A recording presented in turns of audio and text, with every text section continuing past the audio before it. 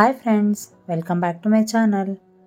ಇವತ್ತು ನಾನು ನಿಮಗೆ ತುಂಬಾ ಹೆಲ್ತ್ ಬೆನಿಫಿಟ್ಸ್ ಇರುವಂತಹ ಬೀಟ್ರೂಟಿಂದ ನಿಮಗೆ ಒಂದು ಒಳ್ಳೆ ರೆಸಿಪಿನ ಮಾಡಿ ತೋರಿಸ್ತೀನಿ. ಅಂದರೆ ಬೀಟ್ರೂಟ್ ಪಲ್ಯನ ತುಂಬ ಟೇಸ್ಟಿಯಾಗಿ ಹೇಗೆ ಸಿಂಪಲ್ಲಾಗಿ ಮಾಡೋದು ಅಂತ ಹೇಳ್ತೀನಿ, ಬನ್ನಿ.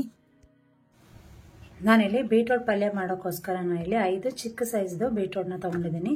ಇದನ್ನ ಚೆನ್ನಾಗಿ ವಾಶ್ ಮಾಡಿ ಕಟ್ ಮಾಡಿಕೊಂಡು ನಾನು ಸಣ್ಣ ತುರಿಲಿ ತುರ್ಕೊಳ್ತೀನಿ. ಇದು ನಿಮಗೆ ಕಟ್ ಮಾಡಿದ್ಮೇಲೆ ವಾಶ್ ಮಾಡೋಕ್ಕೆ ಬರೋದಿಲ್ಲ, ಯಾಕಂದರೆ ತುರ್ಕೊಳ್ತಿರೋದ್ರಿಂದ ನಾವು ಮುಂಚೆನೇ ಹೀಗೆ ಚೆನ್ನಾಗಿ ವಾಶ್ ಮಾಡ್ಕೋಬೇಕಾಗುತ್ತೆ. ಏನಕ್ಕಂದರೆ ಬೀಟ್ರೂಟಲ್ಲಿ ತುಂಬಾ ಮಣ್ಣಿರುತ್ತೆ, ಹಾಗಾಗಿ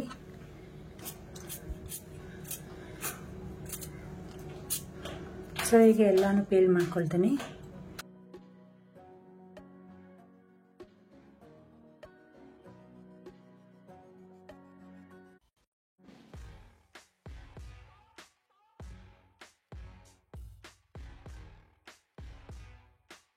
ಹೀಗೆ ಪ್ರತಿಯೊಂದು ಬೀಟ್ರೂಟ್ದು ಸಿಪ್ಪೆನ ತೆಗಿತೀನಿ.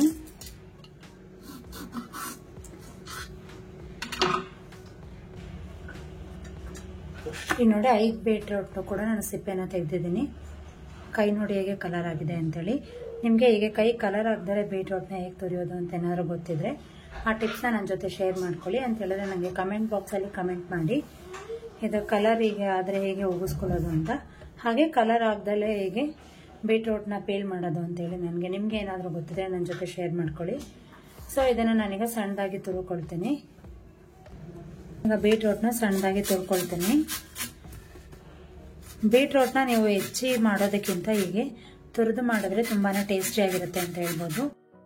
ಬೀಟ್ರೂಟಿಂದ ತುಂಬಾ ಹೆಲ್ತ್ ಬೆನಿಫಿಟ್ಸ್ ಇದೆ ಅಂತ ಹೇಳ್ದೆ ಅಲ್ವಾ. ಇದು ಹಾರ್ಟ್ಗೆ ತುಂಬಾ ಒಳ್ಳೆಯದು. ಇನ್ ಕೇಸ್ ಯಾರಿಗಾದ್ರೂ ಹಾರ್ಟ್ ಪ್ರಾಬ್ಲಮ್ ಏನಾದ್ರು ಇರುತ್ತಲ್ವ, ಅವರಿಂದ ರೆಗ್ಯುಲರಾಗಿ ಇಂಟೇಕ್ ಮಾಡ್ತಾ ಇರಬೇಕು, ತುಂಬಾ ಒಳ್ಳೆಯದು ಅಂತ ಅನ್ಬೋದು. ಹಾಗೆ ಇದು ಬ್ಲಡ್ ಶುಗರ್ ಲೆವೆಲ್ಸ್ನ ಕಂಟ್ರೋಲ್ ಮಾಡುತ್ತೆ. ಹಾಗೆ ಬ್ಯಾಡ್ ಕೊಲೆಸ್ಟ್ರಾಲ್ ಏನಾದರೂ ಇದ್ದರೆ ಅದನ್ನ ರೆಡ್ಯೂಸ್ ಮಾಡುತ್ತೆ. ಹಾಗೆ ಏನಾದರೂ ಅನಿಮಿಕ್ ಇದೆ ಅಂತ ಹೇಳಿದ್ರೆ ಬ್ಲಡ್ ಲೆವೆಲ್ ಏನಾದರೂ ಅಂದರೆ ಹಿಮೋಗ್ಲೋಬಿನ್ ಲೆವೆಲ್ ಏನಾದರೂ ಕಡಿಮೆ ಇದ್ದರೆ ಅದು ನಿಮಗೆ ಬೇಗನೆ ಬ್ಲಡ್ ಲೆವೆಲ್ನ ಇಂಪ್ರೂವ್ ಮಾಡುತ್ತೆ ಅಂತ ಅನ್ಬೋದು. ಹಾಗೆ ಪೀರಿಯಡ್ ಏನಾದರೂ ಇರ್ರೆಗ್ಯುಲರ್ ಇರುತ್ತಲ್ವ ಸ್ವಲ್ಪ ಜನಕ್ಕೆ, ಆ ಥರ ಏನಾದರೂ ಪ್ರಾಬ್ಲಮ್ ಇದ್ದರೂ ಅಷ್ಟೇ ಇದನ್ನ ರೆಗ್ಯುಲರಾಗಿ ತೊಗೊಳ್ತಾ ಬನ್ನಿ. ಅಂದರೆ ನೀವು ಹಾಗೆ ಜ್ಯೂಸ್ ಕೂಡ ಮಾಡಿಕೊಂಡು ಕುಡಿಬೋದು. ಇಲ್ಲ ಅಂತೇಳಿದ್ರೆ ಹೀಗೆ ಪಲ್ಯ, ಇಲ್ಲ ಅಂತೇಳಿದ್ರೆ ಪಲಾವು ಅಥವಾ ಬಿಸಿಬೇಳೆಭಾತ್ ಏನಕ್ಕಾದರೂ ಇದನ್ನ ಸ್ವಲ್ಪ ಕ್ವಾಂಟಿಟಿಲಿ ನೀವು ಆ್ಯಡ್ ಮಾಡ್ತಾ ತಿಂತಾ ಬಂದರೆ ಆರೋಗ್ಯಕ್ಕೆ ತುಂಬಾ ಒಳ್ಳೆಯದು ಅಂತ ಅನ್ಬೋದು. ಮೇಯ್ನ್ ಇದು ಅನಿಮಿಕ್ ಯಾರಾದರೂ ಇದ್ದರೆ ಅವರಿಗೆ ತುಂಬಾ ಹೆಲ್ಪ್ ಆಗುತ್ತೆ ಇದು.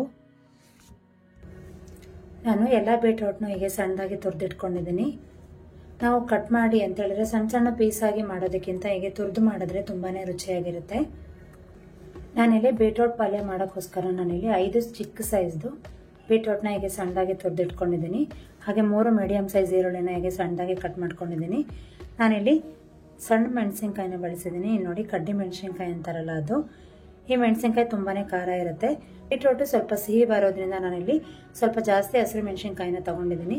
ಇದು ಕಡ್ಡಿ ಹಸಿರು ಮೆಣಸಿನ್ಕಾಯಿ ಆಗಿರೋದ್ರಿಂದ ಸ್ವಲ್ಪ ಖಾರನೇ ಇರುತ್ತೆ, ಹಾಗಾಗಿ ನಾನಿಲ್ಲಿ 6 ತೊಗೊಂಡಿದ್ದೀನಿ. ನೀವೇನಾದರೂ ಸ್ವಲ್ಪ ದಪ್ಪ ಮೆಣಸಿನ್ಕಾಯಿನ ಏನಾದ್ರು ಬಳಸ್ತೀರಾ ಅಂತ ಹೇಳಿದ್ರೆ ಅದು ಇನ್ನೂ ಸ್ವಲ್ಪ ಜಾಸ್ತಿ ತೊಗೋಬೇಕಾಗತ್ತೆ. ಸೊ ನಿಮಗೆ ಖಾರ ಅದು ಹೇಗೆ ಅಂತ ಗೊತ್ತಿದ್ರೆ ಅದನ್ನು ನೋಡಿ ನೀವು ಅಳತೆ ಪ್ರಕಾರ ತಗೊಳ್ಳಿ. ಹಾಗೆ ನಾನಿಲ್ಲಿ ಒಗ್ಗರಣೆಗೋಸ್ಕರ ಕರಿಬೇವಿನ ಸೊಪ್ಪು, 1 ಕೈ ಹಿಡಿಯಷ್ಟು ಕೊತ್ತಂಬರಿ ಸೊಪ್ಪನ್ನ ಹೇಗೆ ಸಣ್ಣದಾಗಿ ಕಟ್ ಮಾಡ್ಕೊಂಡಿದ್ದೀನಿ. ಹಾಗೆ ರುಚಿಗೆ ತಕ್ಕಷ್ಟು ಉಪ್ಪು, ಒಗ್ಗರಣೆಗೋಸ್ಕರ ಸಾಸಿವೆ, ಹಾಗೆ ನಾನಿಲ್ಲಿ ಒಗ್ಗರಣೆಗೆ ಉದ್ದಿನ ಬೇಳೆನ ತೊಗೊಂಡಿದ್ದೀನಿ. ಹಾಗೆ ನಾನಿಲ್ಲಿ 1 ಬೌಲಷ್ಟು ತೆಂಗಿನಕಾಯಿ ತುರಿನ ತೊಗೊಂಡಿದ್ದೀನಿ. ಬನ್ನಿ ಈಗ ಬೀಟ್ರೂಟ್ ಪಲ್ಯನ ಹೇಗೆ ಮಾಡೋದು ಅಂತೇಳಿ ನೋಡೋಣ. ನಾನಿಲ್ಲಿ ಪಲ್ಯ ಮಾಡೋಕ್ಕೋಸ್ಕರ ಒಂದು ಬಾಣಲೆನ ತೊಗೊಂಡಿದ್ದೀನಿ.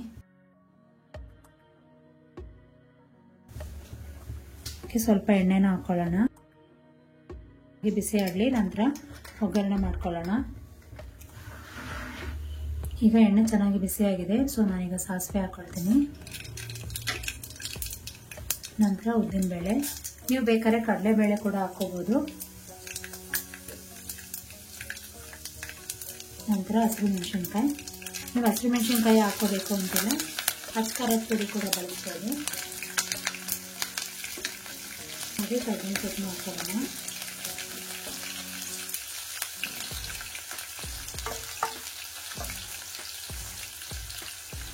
ನಂತರ ಇದಕ್ಕೆ ಕಟ್ ಮಾಡ್ಕೊಂಡಿದ್ದೀವಲ್ಲ ಆ ಈರುಳ್ಳಿನೆಲ್ಲ ಹಾಕೊಂಡು ಫ್ರೈ ಮಾಡ್ಕೋಬೇಕು.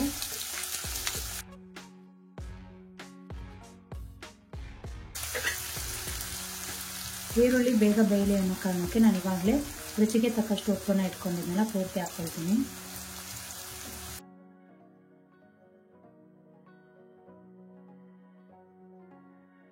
ಈರುಳ್ಳಿ ಚೆನ್ನಾಗಿ ಟ್ರಾನ್ಸ್ಪರೆಂಟ್ ಆಗಲಿ ಅಲ್ಲಿವರೆಗೂ ಚೆನ್ನಾಗಿ ಫ್ರೈ ಮಾಡ್ಕೊಳ್ಳೋಣ. ನಾನಿಲ್ಲಿ 1 ಬೌಲಷ್ಟು ತೆಂಗಿನಕಾಯಿ ತುರಿನ ತಗೊಂಡಿದ್ದೀನಿ. ಇದನ್ನು ಇವಾಗಲೇ ಹಾಕ್ಕೊಳ್ತೀನಿ. ಎಲ್ಲನೂ ಚೆನ್ನಾಗಿ ಮಿಕ್ಸ್ ಮಾಡ್ಕೊಳ್ಳಿ. ಇದಕ್ಕೆ ಟೊಮೊಟೊ ಕೂಡ ಕಟ್ ಮಾಡಿ ಹಾಕೋಬಹುದು. ಆದರೆ ಬೀಟ್ರೂಟೇ ಸ್ವಲ್ಪ ಸಿಹಿ ಬರೋದ್ರಿಂದ ಮತ್ತೆ ಟೊಮೊಟೊ ಹಾಕಿದ್ರೆ ಅಷ್ಟು ಟೇಸ್ಟ್ ಚೆನ್ನಾಗಿರೋದಿಲ್ಲ. ಹಾಗಾಗಿ ನಾನಿಲ್ಲಿ ಟೊಮೊಟೊನ ಹಾಕ್ಕೊಳ್ತಿಲ್ಲ. ನಿಮ್ಗೆ ಏನಾದರೂ ಇಷ್ಟ ಇದ್ರೆ ಹಾಕೋಬಹುದು, ಬಟ್ ಬೇಕೇ ಬೇಕು ಅಂತಿಲ್ಲ, ಅದು ಆಪ್ಷನಲ್ಲ. ಸೊ ಇದು ನಾನು ತುರ್ದಿಟ್ಕೊಂಡಿದ್ನಲ್ಲ ಬೀಟ್ರೂಟು, ಅದನ್ನ ಪೂರ್ತಿ ಇದಕ್ಕೆ ಹಾಕೊಳ್ತೀನಿ. ನಾನಿಲ್ಲಿ ಯಾವುದೇ ಕಾರಣಕ್ಕೂ ಬೀಟ್ರೂಟ್ನ ಬೇಯಿಸ್ಕೊಂಡಿಲ್ಲ, ಹಾಗೆ ಡೈರೆಕ್ಟಾಗಿ ತುರ್ದಿದ್ನಲ್ಲ ಅದನ್ನು ಡೈರೆಕ್ಟಾಗಿ ಬಾಣಲೆಗೆ ಹಾಕೊಳ್ತಾ ಇದ್ದೀನಿ. ಆ್ಯಕ್ಚುಲಿ ಹೀಗೆ ಮಾಡಿಕೊಂಡು ತಿಂದರೆ ಹೆಲ್ತಿಗೆ ತುಂಬಾ ಒಳ್ಳೆಯದು. ನೀವೇನಾದರೂ ಅದನ್ನ ಕುಕ್ಕರಲ್ಲಿ ವಿಷಲ್ ಹಾಕಿಸಿ ಬೇಯಿಸ್ಕೊಂಡು ತಿಂದರೆ ಅಷ್ಟು ಟೇಸ್ಟ್ ಚೆನ್ನಾಗಿರೋದಿಲ್ಲ. ಹೀಗೆ ಒಂದ್ಸಲ ಟ್ರೈ ಮಾಡಿ, ತುಂಬಾ ಚೆನ್ನಾಗಿರುತ್ತೆ. ಇದಕ್ಕೆ ಹಾಗೆ ಸ್ವಲ್ಪ ನೀರನ್ನ ಹಾಕೊಳ್ತೀನಿ.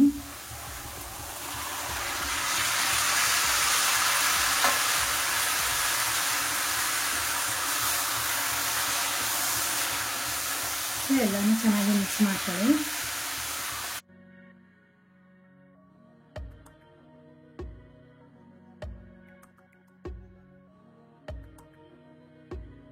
ಬೀಟ್ರೂಟು ಚೆನ್ನಾಗಿ ಬೇಯಬೇಕಲ್ಲ, ಅದಕ್ಕೋಸ್ಕರ ನಾನು ಇಲ್ಲಿ ಸ್ವಲ್ಪ ನೀರನ್ನ ಹಾಕೊಳ್ತೀನಿ.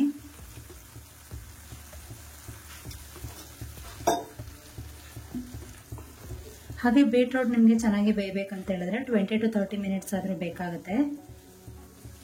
ಸೊ ನೀವು ಮೀಡಿಯಂ ಫ್ಲೇಮಲ್ಲಿ ಇಟ್ಕೊಂಡು ಒಂದು 20 ಮಿನಿಟ್ಸ್ ಚೆನ್ನಾಗಿ ಕುಕ್ ಮಾಡ್ಕೊಳ್ಳಿ.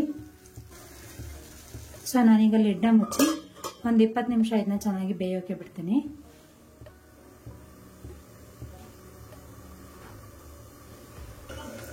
ನೋಡಿ 20 ನಿಮಿಷ ಆಗಿದೆ, ಪಲ್ಯ ಬೆಂದಿದೆ ನೋಡೋಣ.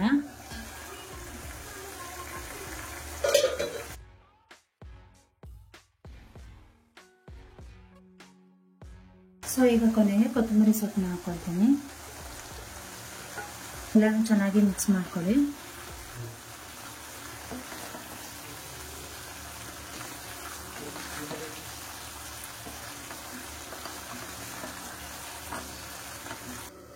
ಲಿಡ್ ಮುಚ್ಚಿ ಒಂದು 2 ನಿಮಿಷ ಚೆನ್ನಾಗಿ ಕುಕ್ ಮಾಡ್ಕೊಳ್ತೀನಿ.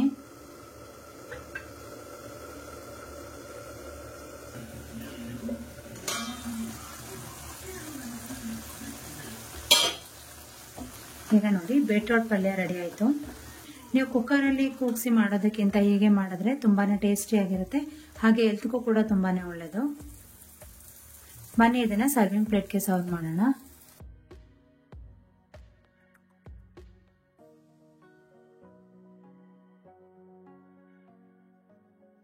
ಈ ಬೀಟ್ರೂಟ್ ಪಲ್ಯ ನಿಮಗೆ ಚಪಾತಿ, ದೋಸೆ, ನೀರು ದೋಸೆ ಹಾಗೆ ರೊಟ್ಟಿಗೆಲ್ಲ ಕಾಂಬಿನೇಷನ್ ಆಗಿ ತುಂಬಾನೇ ಚೆನ್ನಾಗಿರುತ್ತೆ. ನೀವು ಕೂಡ ಈ ರೆಸಿಪಿನ ಒಂದ್ಸಲ ಟ್ರೈ ಮಾಡಿ ನೋಡಿ. ನೋಡಿ ಬೀಟ್ರೂಟ್ ಪಲ್ಯ ಎಷ್ಟು ಚೆನ್ನಾಗಾಗಿದೆ ಅಂತೇಳಿ. ನಾನಿವತ್ತು ಚಪಾತಿಗೋಸ್ಕರ ಈ ಪಲ್ಯನ ಮಾಡಿದ್ದೆ. ನಿಮ್ಮೆಲ್ಲರಿಗೂ ಈ ರೆಸಿಪಿ ಇಷ್ಟ ಆಗಿದೆ ಅಂತ ಅಂದ್ಕೊಂಡಿದ್ದೀನಿ. ನಿಮ್ಗೆ ಏನಾದರೂ ಈ ವಿಡಿಯೋ ಇಷ್ಟ ಆಗಿದ್ರೆ ಈ ವಿಡಿಯೋಗೆ ಒಂದು ಲೈಕ್ ಕೊಡಿ, ಹಾಗೆ ನಿಮ್ಮ ಫ್ರೆಂಡ್ಸ್ ಆ್ಯಂಡ್ ಫ್ಯಾಮಿಲಿ ಮೆಂಬರ್ಸ್ ಜೊತೆ ಶೇರ್ ಮಾಡ್ಕೊಳ್ಳಿ. ಹೀಗೆ ನನ್ನ ಚಾನಲ್ಗೆ ಸಪೋರ್ಟ್ ಮಾಡ್ತೀರಿ. Thank you for watching this video. ನಾನು ನಿಮಗೆ ನೆಕ್ಸ್ಟ್ ವಿಡಿಯೋ ಜೊತೆ ಮತ್ತೆ ಸಿಗ್ತೀನಿ. ಅಲ್ಲಿವರೆಗೂ ನಮಸ್ಕಾರ. Take care.